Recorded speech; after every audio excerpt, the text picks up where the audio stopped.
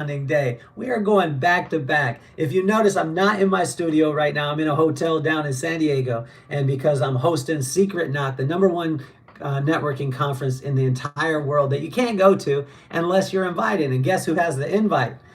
This guy right here.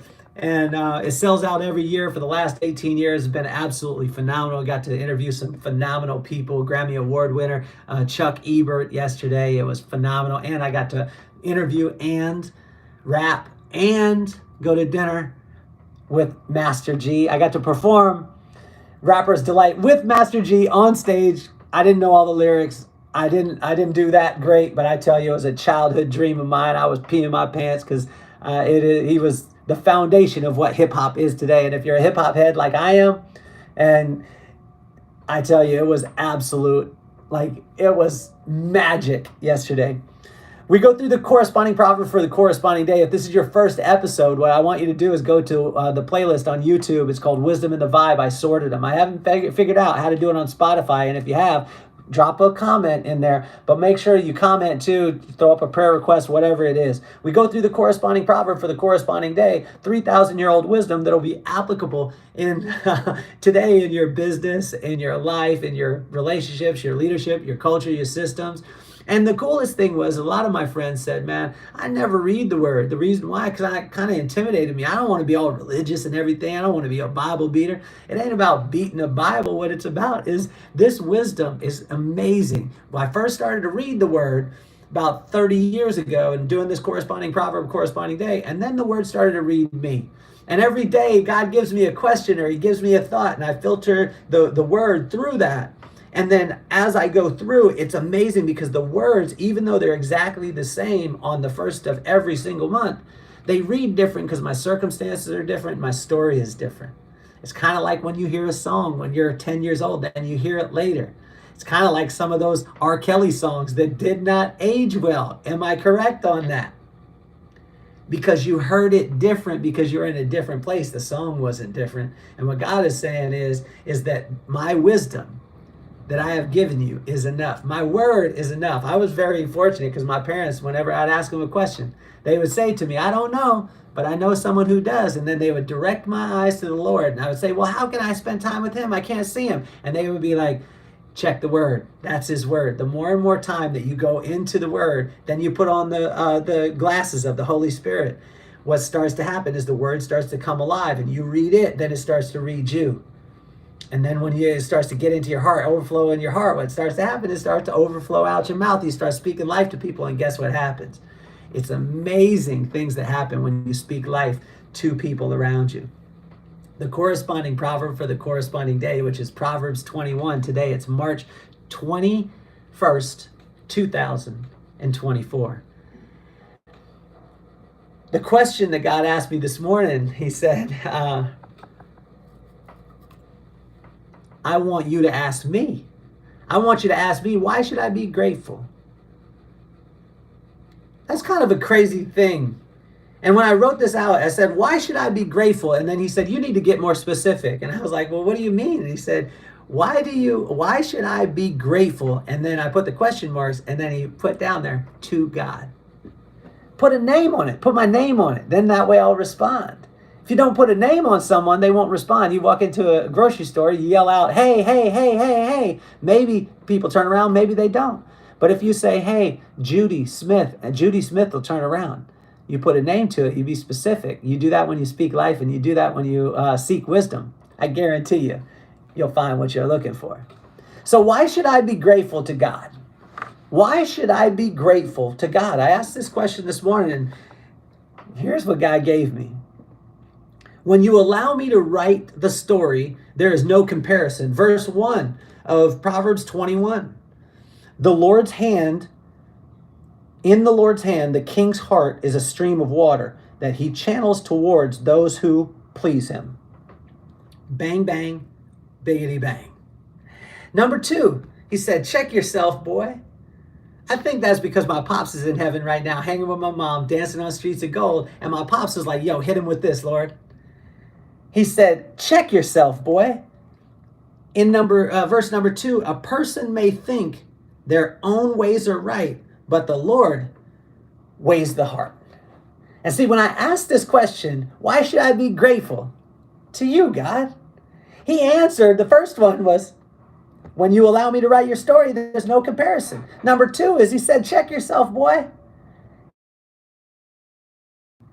And number three, I don't want you to sacrifice. I just want you to do the right thing. And this one was crazy because when I read this in verse 3, to do what is right and just is more acceptable to the Lord than sacrifice. In verse 6, it says a fortune is made by a lying tongue is a fleeting vapor and a deadly snare. Verse number 7, the violence of the wicked will drag them away, for they refuse to do what is right.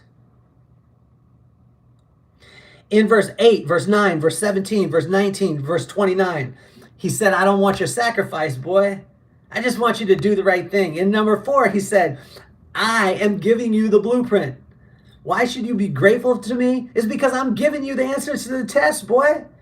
Here we go. In verse 4, it says, haughty eyes and a proud heart, the unplowed field of the wicked produce sin. I'm telling you what to watch out for. Be careful of your eyes, what you watch, what you see, what you allow in, and then be careful of your heart. Protect your heart, because what comes into your heart only comes in through your eyes and through your ears. That's all. What you see and what you hear, it will get into your heart. Once it gets into your heart, it fills it up, then it overflows out your mouth. And if you fill your eyes with me, you fill your eyes with me, what will happen? And you start to see me, you start to hear me. That wisdom will overflow in your heart and you'll start speaking life to every person around you. Number 5 is I will reward right work. Why should I be grateful to you, God? Because I will reward right work. In verse number 5, the plans of the diligent lead to profit as surely as haste comes to poverty. In verse number 25 through 27, he reiterates that. Number 6, the comment that he said to me is, I am consistent with my word. Verse number 10, the wicked crave evil, but their neighbors get no mercy from them. In verse number 11, when a mocker is punished, the simple gain wisdom. By paying attention to the wise, they get knowledge.